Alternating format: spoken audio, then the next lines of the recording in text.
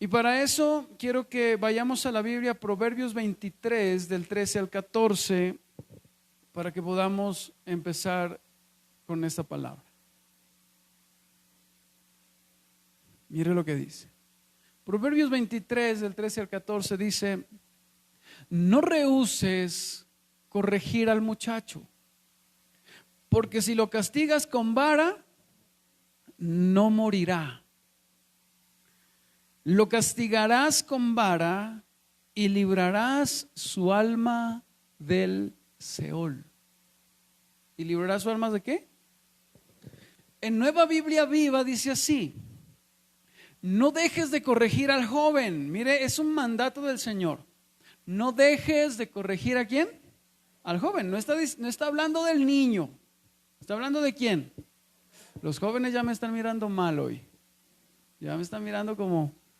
No dejes de corregir al joven. Y eso es algo que el Señor de alguna manera habla a nosotros como padres. Pensamos que como los muchachos ya están jóvenes, no, pues ya no se puede darles vara. Pero yo miro aquí en la Biblia: no dejes de corregir al joven. No dejes. Dígale a algún papá que esté por aquí: no dejes. No dejes de corregir al joven, dice acá en esta versión. Unos cuantos azotes no lo matarán. La corrección física puede salvarlo de la muerte. ¿Qué le parece eso? Y voy a iniciar con esto en esta mañana. Se dice del mono que cuando una mona, así se les debe decir, ¿no? Que cuando una mona tiene por primera vez a un monito, ¿verdad?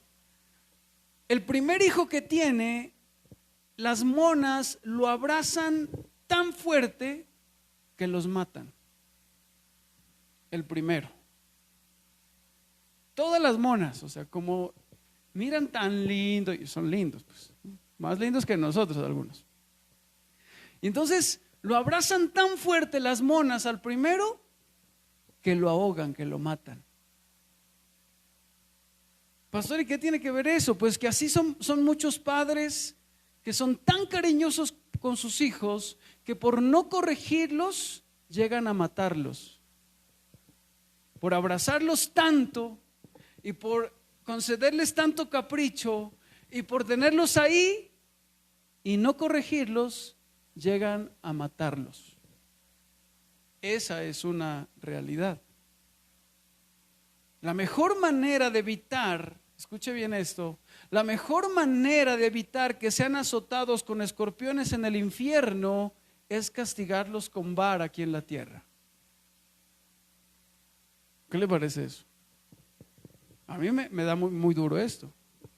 ¿Y cuántos amamos a nuestros hijos? Que quisiéramos cogerlos como la mona, solo abrazarlos y a papachos y a besos, ¿verdad? Pero también es malo solamente llenarlos de abrazos, a papachos y no corregir. Eso es lo peor que podemos hacer. Y estos pasajes bíblicos pareciera que solamente fueran para los muchachos, pareciera que solamente fueran para los hijos, pero usted debe entender que estos pasajes bíblicos no fueron puestos solamente para nuestros hijos, fueron puestos para que entendamos que nosotros también somos hijos y que tenemos un Padre que no solo nos consiente, sino que también nos castiga, porque es necesario. Porque ¿qué tal si el Señor solamente nos consintiera, nos apapachara, nos dijera todo así? Y todas sus oraciones Él hubiera dicho que sí. Usted no estuviera con esa indiecita. Porque usted pedía esa pelirroja con ojos verdes, pero el Señor le dijo: no, esa no. O no estuviera con ese indiecito. ¿Qué tal si solamente Dios nos consintiera? ¿Qué tal si solamente Dios nos diera todo lo que nosotros pidiéramos? No, Él no es un Dios que solamente consiente. Él es un Dios que también nos afirma a través de diferentes varazos en nuestra vida. ¿Y cuántos han recibido vara de parte de Dios? Así es Dios. Él toma la vara, Él aflige y castiga a sus hijos más queridos. ¿Pero para qué es? Para prevenir el mal y la miseria de nuestras almas. ¿Es para prevenir qué, pastor? Para prevenir el orgullo, para prevenir el amor propio, para prevenir la mundanalidad en nosotros, para prevenir la soberbia en nosotros, para prevenir tantas cosas que hay en nuestro corazón. ¿Y cuántos somos conscientes que en realidad hay muchas cosas malas en nosotros? Si Dios no nos hubiera azotado como nos ha azotado, quizás no estuviéramos hoy aquí. Y yo se lo he estado repitiendo a lo largo de las prédicas. Mire que Pablo fue uno de los hombres más santos que jamás haya vivido en la tierra, a excepto del Señor Jesucristo, obviamente. Pero Pablo fue uno de los hombres más santos. Por algunos fue llamado el ángel terrenal. Por algunos es llamado el ángel terrenal. Pero aún así, Pablo, siendo tan santo, necesitó vara. ¿Qué necesitó? Vara. Aún así, Pablo necesitó un aguijón en la carne para prevenir el orgullo. Porque mire este versículo que escribió el propio Pablo, y es tan fuerte este pasaje que yo quisiera que usted lo anote en algún lado y lo analice. Mire 2 de Corintios 12:7 en Nueva Traducción Viviente. Mire lo que dice. Mire lo que dice. Aun cuando he recibido de Dios revelaciones tan maravillosas, así que para impedir que me volviera orgulloso, ¿que me volviera qué? Se me dio una espina en mi carne, un mensajero de Satanás para atormentarme e impedir que me volviera orgulloso. ¿Y quién está escribiendo eso? Pablo. Pablo, imagínense, el propio Pablo está diciendo: hey, Dios permitió una espina. Y yo no sé cuál será su espina. Pastor, aquí la tengo, mi esposa. No, esa no puede ser. Aquí lo tengo, mi esposo es mi espina. O quizás sus hijos pueden ser una espina en el talón. O quizás esa deuda que Dios permitió que usted se metiera puede ser una espina. Esas cosas que lo hacen llorar, esas cosas que le hacen doblar rodilla, esas cosas que le hacen ayunar, es una espina que Dios permite. Y Pablo es tan consciente de esto, y él dice: para impedir que me volviera orgulloso. Todas las cosas que Dios ha permitido que no nos han gustado, esos castigos, son simplemente para no volvernos orgullosos, para impedir que me volviera orgulloso. Si a veces nosotros con cualquier cosita buena que nos pasa y nos enaltecemos, imagínense con muchas cosas. Y al apóstol Pablo no se sabe cuál era la espina, o como dicen Reina Valera, no se sabe cuál era el aguijón de Pablo. Algunos dicen que su aguijón era que se estaba quedando ciego, por eso andaba con Lucas y él le dictaba todas las cartas a Lucas. Algunos dicen que era eso. Otros dicen que el aguijón en la carne era un pecado, algo con lo que él no podía, una debilidad en su carne. No sabemos a ciencia cierta, pero cualquiera de las cosas que haya sido, era Dios colocando en él una debilidad para que impidiera que él se vuelva orgulloso. ¿Y cuántos creen que tenemos una lucha diaria con el orgullo? Todos y cada uno de nosotros. Si Pablo no hubiera sido abofeteado, ¿quién sabe hasta dónde se hubiera enorgullecido y exaltado? ¿Quién sabe hasta dónde hubiese llegado? ¿Sabe que los médicos suelen darnos medicamentos para prevenir la enfermedad, sí o no? ¿Para prevenir o para controlarla, verdad? Para controlar la enfermedad. ¿Sabía usted que los médicos no le dan droga para curarlo? ¿Usted sabía eso? Los médicos solamente le dan droga para controlar. Lo mismo hace el médico de médicos en nosotros. El médico de médicos, él no nos va a curar de algo, él simplemente nos pone aflicciones en el camino para que aprendamos a controlar el orgullo, la soberbia y la altivez. Porque cuántas cosas que han llegado a nuestra vida que nos han hecho agachar la cabeza. A ver, ¿a cuántos? Sí, a muchos de nosotros, y él lo permite. ¿Sabe que Job, cuando él pasó todas esas situaciones que él pasó, hablando de Job Job llegó a la conclusión en Job 40 del 4 al 5, él llega a esta conclusión y dice, no soy nada. ¿A qué conclusión? Yo no soy nada. ¿Cómo podría yo encontrar respuestas? Me taparé la boca con la mano, ya hablé demasiado, no tengo nada más que decir. Mire lo que dice Job, después de tenerlo todo, y llega a esta conclusión y dice, no soy nada. Esa debería ser nuestra, día tras día, nuestra percepción hacia nosotros mismos. No soy nada, no he alcanzado nada. Luego él dice en Job 33 del 17 al 19 algo muy fuerte. Él dice, él hace que se aparten de sus malas acciones, no las deja caer en el orgullo. Él las protege de la tumba, de cruzar el río de la muerte. Y mire lo que dice aquí. Otras veces Dios emplea el dolor para disciplinar a la gente en su lecho de enfermo. ¿Dios emplea qué? ¿Para qué? Para disciplinar a la gente en su lecho de enfermo con dolores incesantes en sus huesos. O sea, el Señor usa las aflicciones para extraer lo que hay en nuestro corazón. Y yo la anterior prédica inicié con algo. La anterior prédica inicié diciéndole que los varazos de Dios sacan lo que hay en el corazón. ¿Sacan qué? Si el corazón está el mundo, un varazo de Dios lo vuelve ¿a dónde? Al mundo. Pero si en el corazón está Dios, un varazo lo vuelve ¿dónde? A Dios. Nos vuelve a orar más, nos vuelve a consagrarnos más. Yo le dije en anterior prédica eso. Entonces el Señor usa las aflicciones para extraer lo que está encubierto dentro de nosotros, para extraer lo que hay allá adentro metido, porque hay cosas que ni nosotros nos damos cuenta que están. Hay muchos de nosotros que no somos conscientes. Por eso David decía, Señor, líbrame de mis pecados ocultos, esas cosas que yo no sé, pero sé que están. Pero ¿sabe cómo salen esas cosas que no sabemos que están? Cuando Dios nos aflige. Ahí sabemos qué es lo que había en nuestro corazón. Hay mundanalidad, hay amor propio, hay codicia, hay rebelión, hay tantas cosas. La soberbia fue uno de los primeros pecados del hombre y siguen siendo la raíz de todos los males, de todos los pecados. Y para evitarlo, Dios castiga muchas veces al hombre con dolor. Muchas veces Dios trae ese varazo a nuestra vida.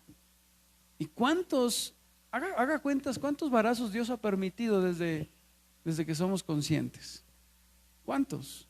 Y usted ahora que está de este lado dice, claro, me sirvió eso. ¿Sí? ¿Sí es consciente usted? Y usted dice, sí, eso me sirvió. Sí, eso me ayudó. Aunque en aquel tiempo no lo entendía. Entonces, para sacar todo lo que hay en el corazón, para erradicar de nuestra vida también la necedad que está arraigada a nosotros. ¿Sabe que usted y yo somos necios por naturaleza? ¿Sí o no? A ver cuántos necios hay aquí. Mire lo que dice la Biblia en Proverbios 22:15. Mire lo que dice este versículo. Mire, la necedad está ligada en el corazón ¿de qué? Del muchacho. Mire a la muchacha y al muchacho que tiene ahí al lado suyo. Mírelo al muchacho.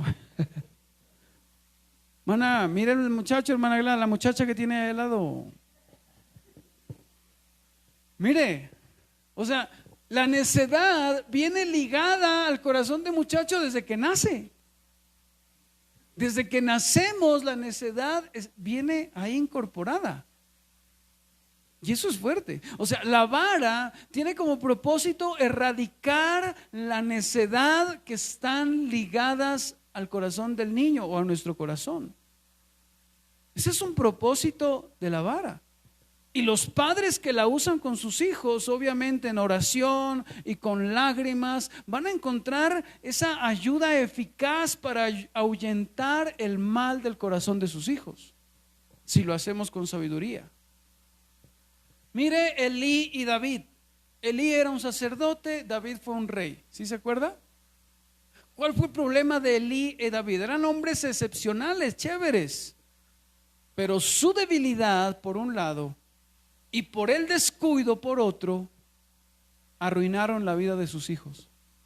¿Recuerda? Elí, dice la Biblia, que no fue estorbo para sus hijos. ¿Sí se acuerda de eso?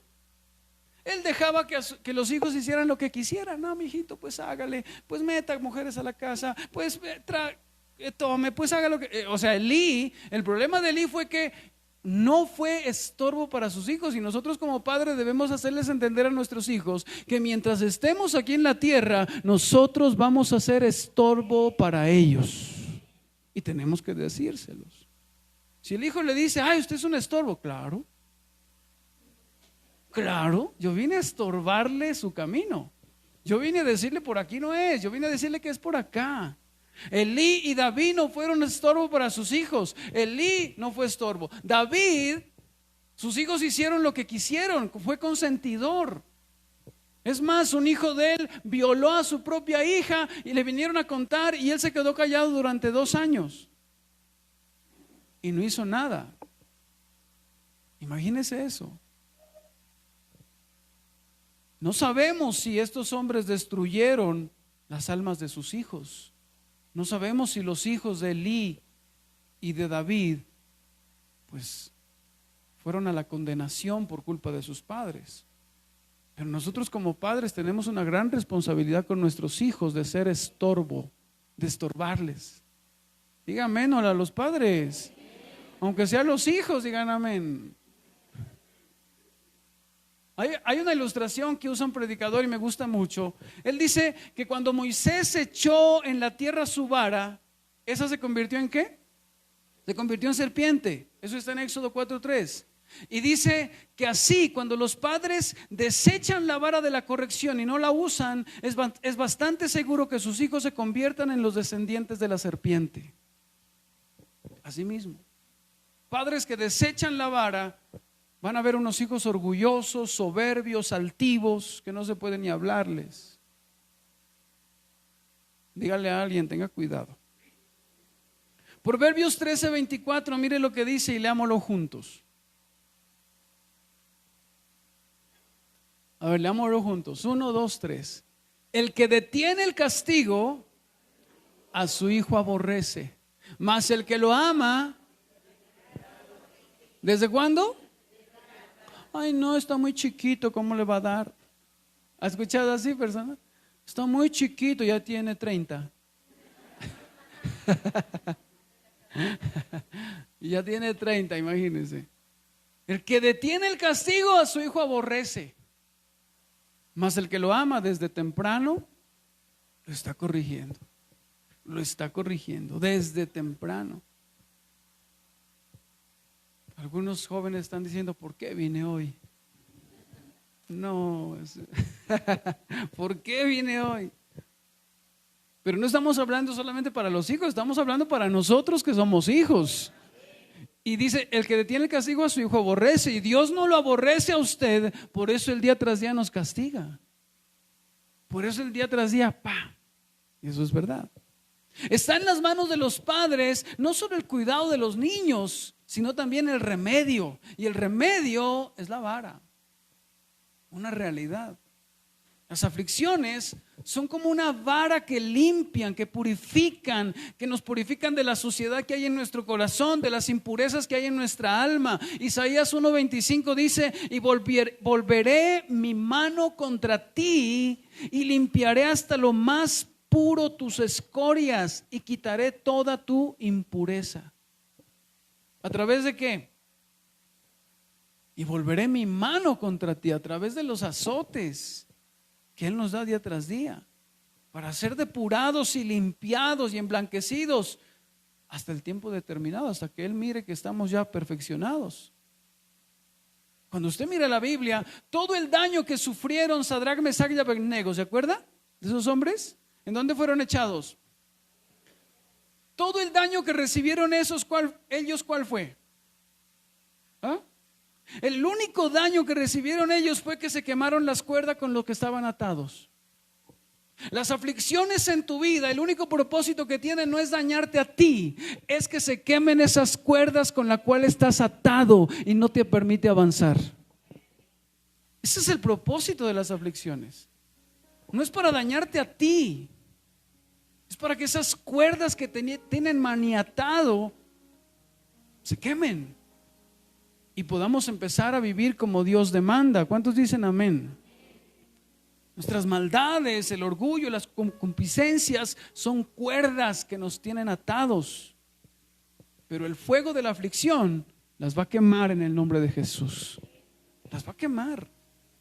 Zacarías 13:9 dice: y meteré en el fuego a la tercera parte. ¿A quién? A la tercera parte, y los fundiré como se funde la plata y los probaré como se prueba el oro. Mira lo que dice: y meteré en el fuego a la tercera parte. ¿Cuántos serán la tercera parte? Las aflicciones agudas son un fuego para purificar nuestra alma. Todas esas situaciones difíciles que has estado viviendo, todas esas cosas que no entiendes, son para purificarnos, son para hacernos mejores. ¿Dice amén? ¿Dice amén? También la vara, las aflicciones que Dios usa con nosotros, también tiene otro propósito: para perfeccionar lo bueno que hay en nosotros. Mire la persona que tiene a su lado. Aunque no lo crea, también tiene cosas buenas. Porque somos expertos en mirar todo lo malo, ¿sí o no? Yo sé estar en asesorías con parejas y le digo, empiezo con la esposa: dígame 5 cosas buenas de su esposo. Y se lleva pero le digo, dígame 10 malas, y arranca y no hay quien la pare. Eso es impresionante. Las aflicciones también nos perfeccionan en las cosas buenas que hay. Proverbios 29:15 dice: la vara y la corrección dan sabiduría. ¿Dan qué? ¿Cuántos quieren hijos sabios? Ay, pastor, ahora voy a llegar a darle harta vara. Mire, la vara y la corrección dan sabiduría, mas el muchacho consentido avergonzará a su madre. Oh, qué duro es. ¿A cuántos les ha pasado cuando miran un niño consentido por ahí? Y usted dice: uy, si fuera mío. ¿Cuántos han dicho eso? A ver, no sean mentirosos, hipócritas. Yo sí he dicho: si fuera mío, ¿sí o no? Yo sí lo he dicho varias veces. Mas el muchacho consentido avergonzará a su madre. Así las aflicciones sirven para perfeccionar las cosas buenas que hay en nosotros. O sea, Dios no te va a hacer consentido que avergüences a Dios. No. Él no quiere hijos consentidos que avergüencen al Padre, que por cualquier cosita me voy de la iglesia. Eso avergüenza al Padre. De verdad está diciendo: no, qué vergüenza, me estás haciendo quedar bien mal.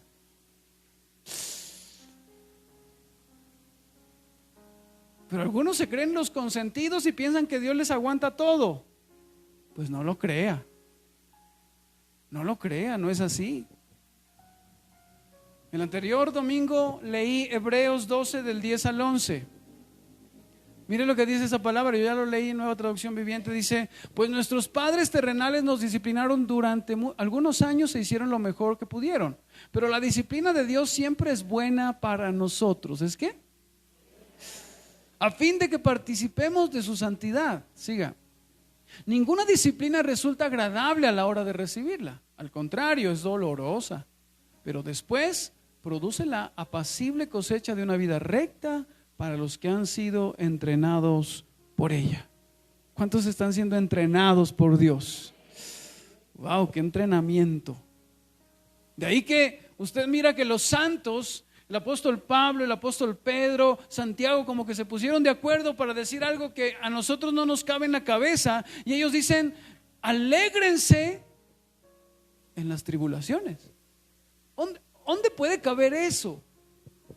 Dice, alégrense en los momentos difíciles, alégrense en momentos de prueba, gócense, dice, se pusieron de acuerdo. ¿Por qué? Porque ese es el entrenamiento de Dios para perfeccionarnos, para sacar de adentro lo malo que hay y para purificarnos.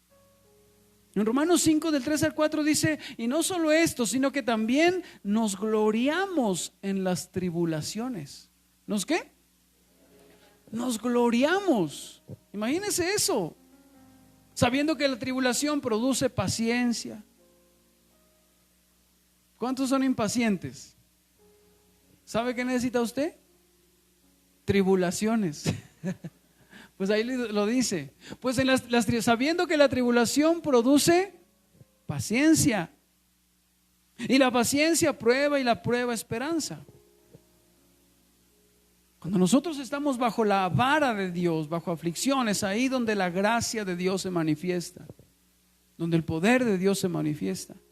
Cuando los cristianos estamos bajo la vara, entonces nos volvemos como mejores.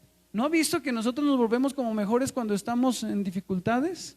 ¿No ha visto que cuando estamos en situaciones bien difíciles agachamos la cabeza? ¿Sí lo ha visto o no?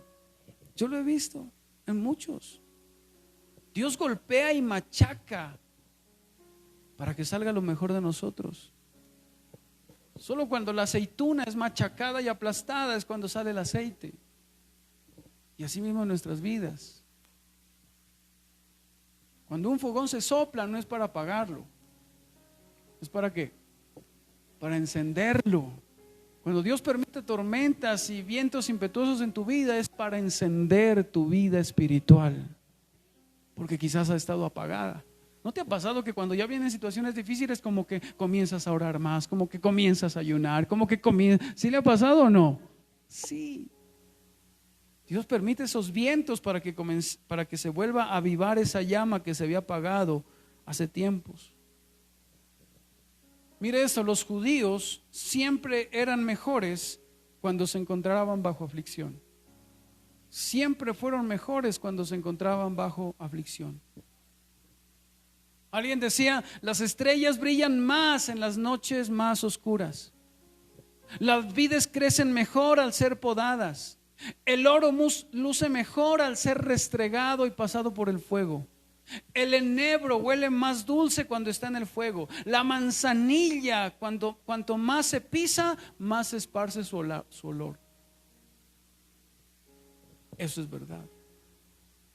Dios a veces llevará a cabo el crecimiento y el perfeccionamiento nuestro y de la iglesia, de cada uno de nosotros, por medio de una aflicción. ¿Cuántos estamos pasando por aflicciones? A ver, levante la mano. Todos. Porque las aflicciones maduran a los santos. Al final Dios hará que cada varazo que Él nos dio haya valido la pena. Haya valido la pena. Eso es verdad. Cada varazo. Por medio de los varazos nos aviva. Por medio de las aflicciones Dios muchas veces vuelve a avivar ese amor que estaba apagado. Fortalece esa fe que estaba decayendo. Por eso es tan necesario las aflicciones en nuestra vida. ¿Para qué también sirve la vara? Para probar al niño. ¿Para qué? Para probar al niño, para probarnos a nosotros. Ese es otro fin de la vara. Evidenciar lo que hay en su espíritu. ¿Sabe que solo cuando estamos bajo presión o cuando estamos bajo aflicción se sabe lo que hay en nosotros? Se sabe lo que realmente hay en nuestro corazón. Un varazo o descubre cuánta maldad hay en nosotros o descubre cuánta bondad hay en nosotros. Un varazo descubre o cuánta consagración hay en nosotros o cuánta hipocresía hay en nosotros. Hoy están asustados ustedes. Los miro asustados.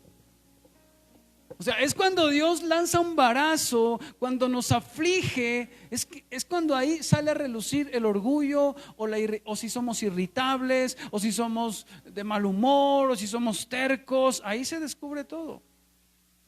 Porque cuando usted mira la Biblia, cuando el pueblo de Israel era azotado, ahí se descubría lo que había en ellos. Mire lo que dice Jeremías 5:3, Nueva Traducción Viviente. Voy corriendo porque si no, no alcanzo. Mira lo que dice: Señor, tú estás buscando la honradez. Golpeaste a tu pueblo, pero no prestó atención. Los has aplastado, pero se negaron a ser corregidos. ¿Se negaron a qué? Son tercos, de caras duras como piedra. Mire a la persona que tiene a su lado. ¿Tiene cara dura como piedra? Mire, son tercos, de caras duras como piedra, rehusaron arrepentirse. ¿Qué le parece eso? O sea, no son maleables, no se dejan moldear por Dios. A pesar de que vino un embarazo muy fuerte a su casa, a su familia, se termina la aflicción y siguen igual de orgullosos y siguen igual que prepotentes. Y Dios les dice: perdona. No, yo sí no perdono. Duros, corazones duros, como Faraón. Éxodo 5:2. Mire lo que dijo Faraón: duro. Mire lo que dijo Faraón: ¿así? Replicó el Faraón. ¿Y quién es ese Señor? ¿Por qué tendría que escucharlo y dejar ir a Israel? Yo no conozco a ese tal Señor y no dejaré que Israel se vaya. Por más que Dios le envió plagas, el corazón de Faraón seguía endurecido. Y así hay cristianos en la iglesia. Por más aflicciones que el Señor ha traído, por más varazos, han sido de cara dura. Y siguen igual. Y siguen en las mismas. Y los aflige con escasez en la casa, y los aflige con enfermedad en la casa, y los aflige, y siguen en lo mismo, como Faraón. Y uno no puede entender el por qué siguen igual, el por qué no se consagran a Dios, el por qué no se entregan más a Dios, sino que siempre están con las mismas condiciones y con las mismas cosas para Dios. Uno no le cabe en la cabeza. O sea, como Faraón. Usted debe entender que cuando Él aflige, de usted o sale la murmuración, o sale queja, o sale clamor, o sale aullido, o sale la inquietud, o sale la incredulidad, o sale el fastidio, o sale ese espíritu disputador. ¿Ha visto gente que Dios da un embarazo y se ponen a discutir con Dios? A ver, ¿cuántos han visto eso? No, o mejor dicho, ¿cuántos han discutido con Dios? A ver, ¿cuántos? Yo he discutido con Dios. El problema es este: usted nunca le va a ganar a Dios un alegato. ¿Sí o no? Jamás. El Señor va a sacar lo que hay allá adentro. Personas que sacan ese y empiezan a alegar con Dios: pero ¿por qué? Pero ¿por qué? Y esto, pero Dios, si yo te he servido, pero Dios, si yo he estado, pero Dios, y Dios calladito más bien. Amós 4, del 6 al 13, mire este pasaje bíblico. Amós, mire este pasaje. Hice que pasaran hambre. ¿Quién hizo que pasaran hambre? ¿El diablo? Dios. Hice que pasaran hambre en cada ciudad y que hubiera hambruna en cada pueblo, pero aún así, ustedes no se volvieron a mí, dice el Señor. Siga. Yo detuve la lluvia cuando sus cosechas más la necesitaban. Envié la lluvia sobre una ciudad, pero la retuve en otra. Llovió en un campo mientras otro se marchitaba. La gente deambulaba de ciudad en ciudad buscando agua, pero nunca había suficiente. Pero aún así, ustedes no se volvieron a mí, dice el Señor. En pocas palabras, hice que este negocio no les saliera, hice que este negocio se cayera, pero ustedes aún así no volvieron a mí. Siga. Arruiné sus cultivos y viñedos con plaga y moho. La langosta devoró todas sus higueras y todos sus olivos, pero aún así, léalo, ustedes no se volvieron a mí, dice el Señor. Les mandé plagas como las que envié sobre Egipto hace tiempo. Maté a sus jóvenes en la guerra y llevé lejos a todos sus caballos. El hedor de la muerte llenó el aire, pero aún así, ustedes no se volvieron a mí, dice el Señor. 11. Destruí algunas de sus ciudades, así como destruí Sodoma y Gomorra. Ustedes que sobrevivieron parecían tizones rescatados del fuego, pero aún así, ¿qué le parece esa terquedad? ¿No se parece mucho a nosotros? ¿No se parece mucho a nosotros? Sí, pero aún así, dice el Señor, ustedes nada que se quieren volver a mí, quieren seguir haciendo las cosas a su manera, quieren seguir viviendo. No es que yo sigo a Dios a mi manera. Así andamos. El pueblo de Israel fue llevado al desierto. Y mire lo que dijeron ellos, Deuteronomio 1:27. Se quejaron dentro de sus carpas. ¿Dentro de dónde? Claro, porque en la iglesia no se pueden quejar, pues fueron a la casa, ¿no? Y dijeron, seguro que el Señor nos odia. No creo que nosotros alguna vez hayamos dicho así, ¿no? Seguro que el Señor nos odia, por eso nos trajo desde Egipto, para entregarnos en manos de los amorreos, para que nos maten. Mire lo que decían ellos. Un momento de aflicción sacó lo que había en el corazón de ellos. A veces cuando Dios nos aflige o aflige a su pueblo más preciado, se evidencia este espíritu. O quizás se evidencia un espíritu de fe, un espíritu de oración, un espíritu de amor, un espíritu de paciencia. ¿Qué va a evidenciar Dios si trae una aflicción a tu casa? ¿Qué va a sacar Dios si trae aflicción a tu familia? Usted puede ver hartos pasajes y hartos ejemplos. Voy a ver si tengo tiempo, parece que sí. Segunda de Crónicas 12 del 1 al 6. Mire este hombre, Roboam. Léalo conmigo ahí en la Biblia y luego lo lee en casa. Cuando Roboam estaba fuerte y firmemente establecido. ¿Cómo estaba? Fuerte y firmemente establecido el rey. O sea, quizás algunos están así hoy, ¿no? Están así. Pero dice, abandonó la ley del Señor y todo Israel lo siguió en este pecado. ¿Qué hizo Roboam? Abandonó al Señor, abandonó la ley de Dios. Y todo Israel lo siguió. Siga. Debido a que fueron infieles al Señor, el rey Sisac de Egipto subió. Bueno, debido a eso, Dios permitió que el rey Sisac viniera y atacara a Jerusalén y comenzara a matar, y comenzó a hacer una vaina bien dura en ese lugar, ¿sí? Debido a eso, mire lo que dice el versículo 6, para no alargarlo. El versículo 5. Entonces el profeta Semaías se reunió con Roboam y con los líderes de Judá, quienes habían huido a Jerusalén.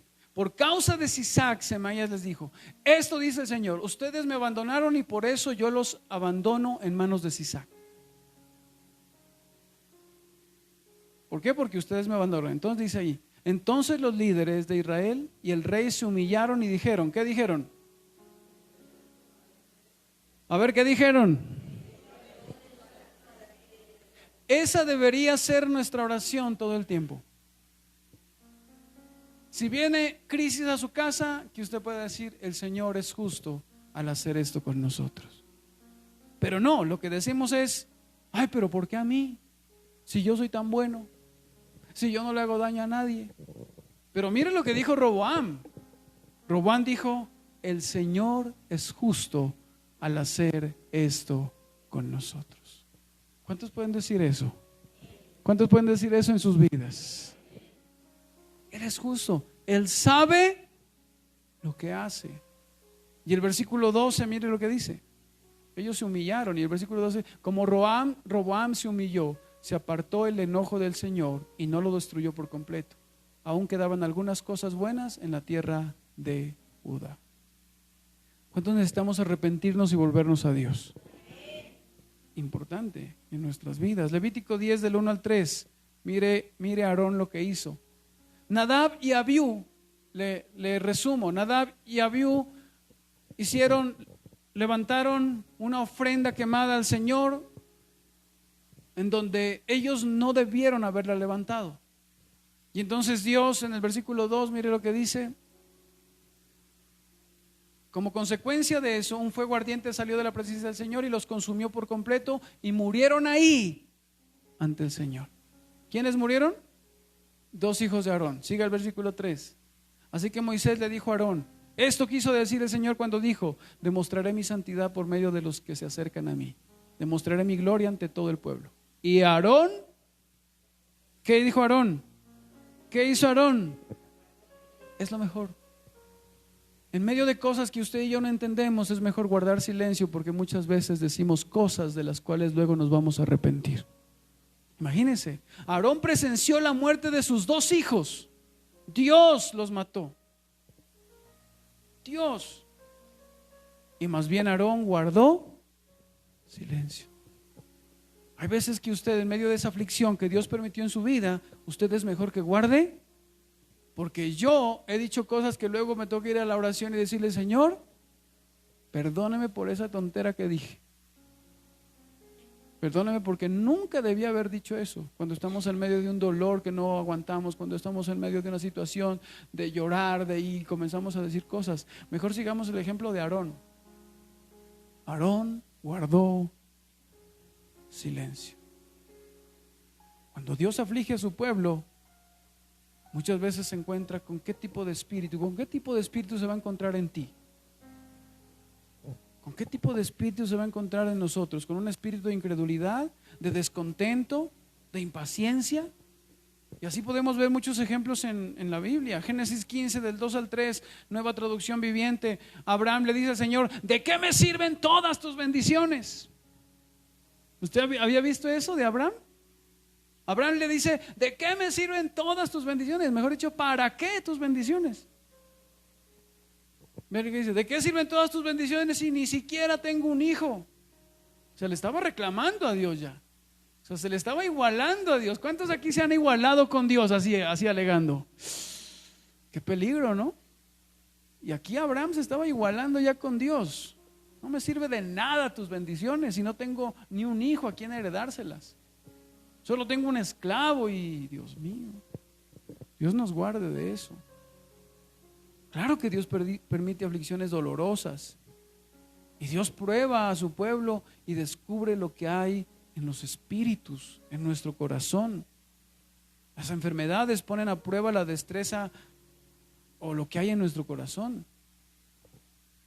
Las tempestades también prueban lo que hay en nosotros. Escuche esto: toda vara dolorosa es una pedrada, tanto para probar nuestras vidas como para descubrir lo que hay en realidad en nuestro corazón. ¿Para descubrir qué? Lo que hay en realidad. Y termino con este último punto porque no alcanzamos a predicar todo. El último punto. Dele un codazo a la persona que tiene a su lado para que se despierte. A ver, dele, pero ayúdeme, porque no ve que de pronto. Eso. Bien. Último punto.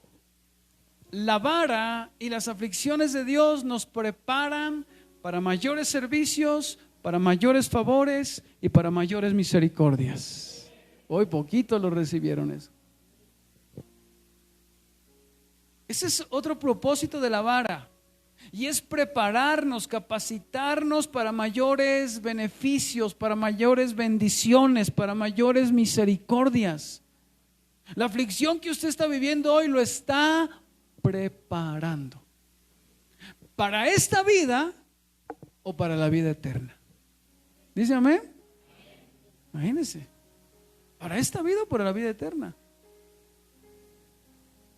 Ninguno de nosotros estaríamos calificados para servicios excepcionales, para cosas grandes como las que Dios quiere darnos, si no estamos primero bajo una vara bien rígida de Dios. No podemos. Por eso Dios nos somete a grandes aflicciones, nos pone bajo varas dolorosas. ¿Para qué? Para prepararnos, para capacitarnos. Mire Romanos 8:28, yo sé que usted se lo sabe, pero leámoslo. Mire, y sabemos que los que aman a Dios, todas las cosas les ayudan a bien. Hasta ahí nos gusta, ¿sí o no? Pero mire lo que dice. ¿A dónde vamos? Esto es, ¿a quiénes? A los que conforme a su propósito son llamados. Mire esto. Yo no sé usted, pero yo, en mi caso, Yo cada vez que voy por ahí, o voy a un paseo con mi familia, o voy por ahí en la calle, y yo me encuentro a personas en el camino, casi siempre le decía al Señor: Señor, pero ¿por qué a ellos no los pruebas? ¿Usted ha hecho eso alguna vez? ¿Pero por qué a ellos no los pruebas? Yo les he de decir: Señor, pero ellos también son orgullosos. Y míralos, ahí andan bien de la espalda. Y brincan, y esto, y ¿por qué a ellos no los pruebas? ¿Por qué a ellos por qué no les haces algo también? O sea, ¿por qué? No sé si usted alguna vez, a ver, sea sincero, ¿sí? Yo sí. Y esos ladrones que se trepan por las rejas, yo digo: Señor, pero a ellos dales este aguijón. Están haciendo cosas malas y uno no entiende, ¿verdad? Y uno no entiende, y el Señor me habló en esta palabra y me impactó muchísimo. Él habló y me dijo: es que contigo tengo un propósito eterno. Y contigo también. Y contigo también. Por eso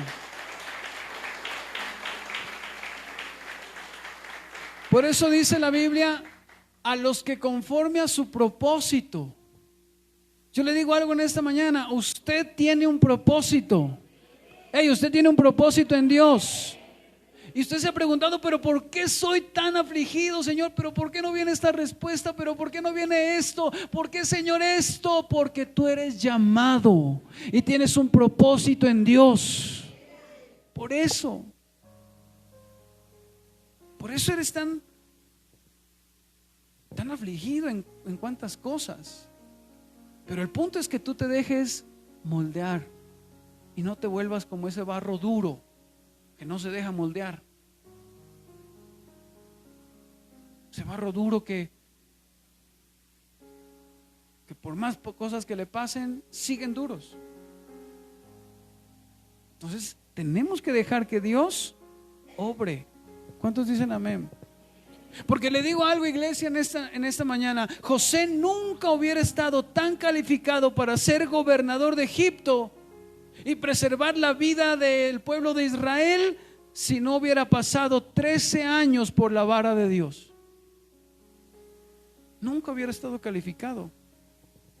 Tampoco Moisés hubiera estado tan calificado para ser caudillo y libertador de Israel si no hubiera pasado 40 años en el desierto solo. ¿Usted se acuerda cómo era Moisés? ¿Se acuerda cómo era Moisés? Miró a unitos que se estaban peleando ahí, lo cogió a uno, lo mató y lo tapó con arena. ¿Usted es así de pronto? Yo no creo que usted sea así. Pero ese Moisés era bravo. O sea, miraba a unito que estaban y se metía donde no lo llamaban y lo mataba y vea, lo enterró. Dios tuvo que llevarlo 40 años al desierto a cuidar ovejas que no eran de él. Era 40 años solo. Y 40 años en el desierto lo hizo la persona más mansa de la tierra, después de ser el más iracundo. Pero tuvo que pasar un entrenamiento de 40 años para volverse el libertador de Israel. ¿Usted se imagina? Los tres jóvenes, Sadrach, Mesach y Abednego, nunca hubieran estado tan calificados para una posición tan elevada donde los pusieron allá en Babilonia, si no hubieran sido primero arrojados ¿a dónde? Al horno de fuego. Daniel nunca hubiera sido puesto en un puesto de tan alto honor, de tan alta grandeza, si no hubiera sido arrojado primero entre los leones. Nunca hubiera sido puesto ahí. Esther no hubiera sido reina si primero no hubiera sido una doncella cautiva que aguantó hambre. Y termino con Emán. ¿Usted conoce a Emán? ¿No? Voy a terminar con Emán. Emán, Primera de Reyes 4:31. Este hombre es impactante, mire. Aún fue más sabio que todos los hombres, más que Etán. Mire, está hablando de otro hombre, en él no me voy a enfocar. Dice, más que Etán Ezraíta, y que Emán, más sabio, mira lo que dice, más sabio que todos los hombres. Calcol y Darda, hijos y fue conocido entre todas las naciones de alrededor. Emán fue uno de los hombres más sabios de su época. ¿Más qué? Más sabios. Se dice que fue uno de los mejores hombres del mundo en aquella época. Emán, ¿usted lo conocía? ¿No? Ahí se lo presento. Emán. Emán. Y mire, este hombre, ¿por qué se volvió el hombre más sabio de toda la tierra? De esa época. ¿Sabe por qué? Porque Dios lo entrenó en la escuela de la aflicción. Pastor, pero ¿cómo sabe eso? Salmo 88. Salmo 88 fue un salmo que escribió Emán. Mire lo que dice. Voy a leerlo acá para... Mire todo lo que pasó Emán. Nueva Traducción Viviente dice así: oh Señor. Bueno, le voy a leer el título porque en Reina Valera también debe haber un título. Dice: para el director del coro, salmo de los descendientes de Coré, cántico, entónese con la melodía de el sufrimiento de la aflicción. Así se titula el salmo. Salmo de Emán el Ezraíta. ¿De quién? De Emán, del hombre más sabio de aquel entonces. Mire todo lo que pasó a este hombre. Oh Señor, Dios de mi salvación, a ti clamo de día, a ti vengo de noche. Oye mi oración, oye ahora mi oración, escucha mi clamor. Mi vida está llena de dificultades y la muerte se acerca. Estoy como muerto, como un hombre vigoroso al que no le quedan fuerzas. Me han dejado entre los muertos y estoy tendido como un cadáver en la tumba. Soy olvidado, estoy separado de tu cuidado. Me arrojaste a la fosa más honda, a las profundidades más oscuras. Tu ira me oprime, con una ola tras otra me has cercado. Alejaste a mis amigos al hacerme repulsivo para ellos. Estoy atrapado y no hay forma de escapar. Los ojos se me cegaron de tantas lágrimas. Cada día suplico tu ayuda, oh Señor. Levanto a ti mis manos para pedir misericordia. ¿Acaso tus obras maravillosas sirven de algo a los muertos? ¿Se levantan ellos y te alaban? ¿Pueden anunciar tu amor inagotable los que están en la tumba? ¿Pueden proclamar tu fidelidad en el lugar de destrucción? ¿Puede la oscuridad hablar de tus obras maravillosas? ¿Puede alguien en la tierra del olvido contar de tu justicia? Oh Señor, a ti clamo, seguiré rogando día tras día. Oh Señor, ¿por qué me rechazas? ¿Por qué escondes tu rostro de mí? Mire lo que dice aquí: desde mi juventud estoy enfermo y al borde de la muerte. Me encuentro indefenso y desesperado ante tus terrores. Tu ira feroz me ha abrumado, tus terrores me paralizaron. Todo el día se remolinan como las aguas de una inundación y me han cercado por completo. Me has quitado a mis compañeros y a mis seres queridos. La oscuridad es mi mejor amiga. ¿Usted cree que él pasó aflicción?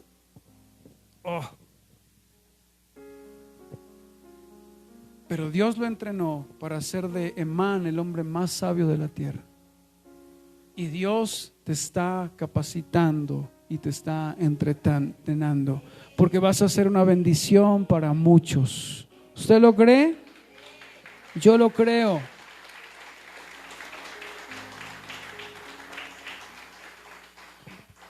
Y termino con esto. Ahora sí termino. Ya, ¿no? Ya está aburrido. No. Termino con esto. Las palabras del apóstol Pablo.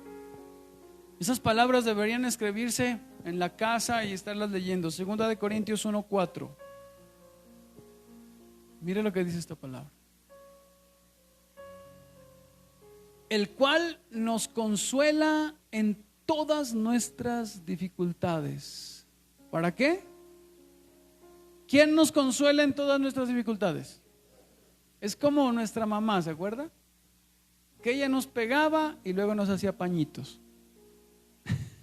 ¿A cuántos les pasó eso? Sí. Y Dios también dice, Él nos consuela en todas nuestras dificultades. ¿Para qué? Para que nosotros podamos consolar a otros. Cuando otros pasen por dificultades, podremos ofrecerle el mismo consuelo que Dios nos ha dado a nosotros. Y mire la palabra, una palabra importante ahí, para que nosotros podamos. ¿Para qué? Para que nosotros podamos ayudar a otros. Dios nos aflige, sí, pero esas aflicciones nos ayudan a ser más conscientes de todas las necesidades que hay en la iglesia de Dios, de todas las cosas que también están viviendo, y seamos más humanos, y seamos más empáticos, y seamos más humildes, y seamos más comprensivos, porque aunque usted no lo crea, cada personita que está a nuestro lado está pasando una situación que no entendemos. Lutero decía: consolar una conciencia afligida es una obra mayor que resucitar a los muertos. ¿Consolar a quién? Una conciencia afligida que está pasando algo malo es mucho mayor que resucitar a los muertos. Así que es por medio del sufrimiento, medio de los azotes, que Dios nos prepara para esta gran obra.